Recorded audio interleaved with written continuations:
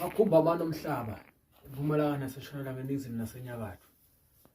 Lelo livuselela konke nilalele kahle babukele emakhaya. Ngiqembe Lescalaba. Namhlanje ngizokhuluma ngemuntu lothi dokotela Cembe mina nginayo imali lengikuthi. Manje le mali kukhona ukuthi ngithole sengifuna ukuyitalisa le mali. Sengifuna le mali manje titulwa yami tidle yona. Lalela ukuthi ngithini kuwe. Uma ngabe le mali unayo uhambile bangakusidi. Wota kimi nalo ngisakhuluma kwalabeyde sibinzi.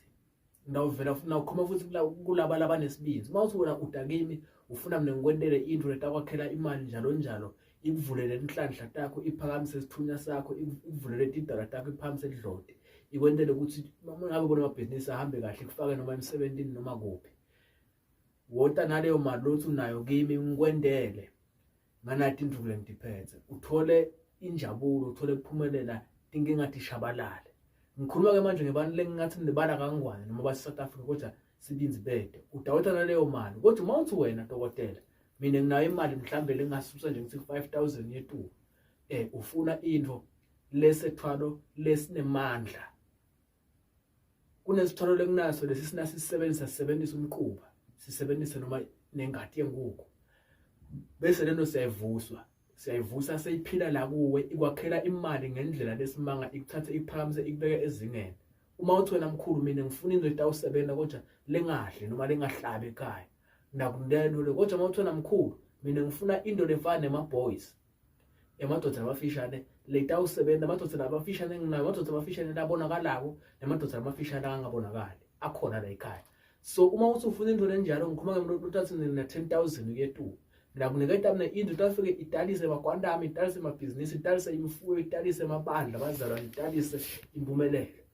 Lento ngikhuluma ukuthi itakwendela into namuhla uphumelele ujabule. Nawe simkhulu nginemadla nalencane ngifuna ukuthi ngisuke ku step by step thinta Dr Cembe ku 76183035 noma 79920698 nangabe ungaphandle kwalo ushaya +268 76183035 noma +268 79920698 ndakuniketa mina info ihamba beyibuza yento lento lengikhuluma ngayo le nginaso lesipole sakha le mali nginayo futhi amadoda abafishane latawugada ibhizinisi phinde futhi alikhulise alidlondobalise ngabe kungiliphi inhlobo lebhizinisi lento ngikhuluma ngayo itakwendela nabe uthi wena mkhulu sengihlupheke kakhulu sengifuna ukuphumelela ungithinza ungabe usabuthi uthi Dr Cembe ngitholakala khona la ilwandle mina la ngikhona khona uthi Dr Cembe utakwendela ungabuthi futhi ungangihesitate nangabe sohlupheka lokwanele.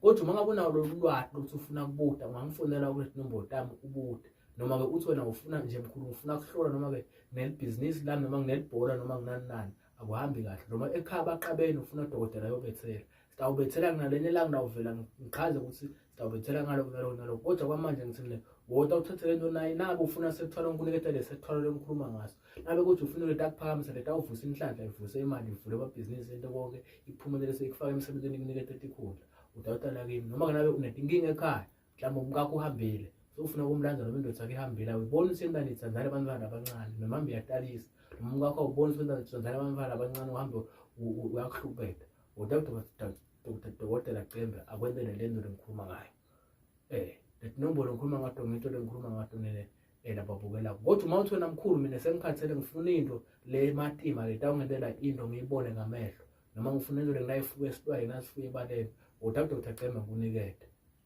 Hallelujah.